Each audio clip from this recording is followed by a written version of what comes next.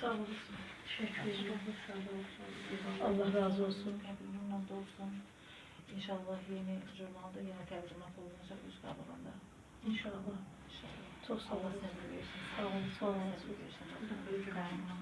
Çok sağ olun. Allah razı olsun hamdolsun. Borcumuz. Borcumuz da sonra dediğim gibi üst kabulunda büyük bir şekilde içinde düşünmeye yazılacaktır. Allah razı olsun. Tamamlansız. Her şeylerle en çok minnettarıqsa. Zəhmət çəkirsən.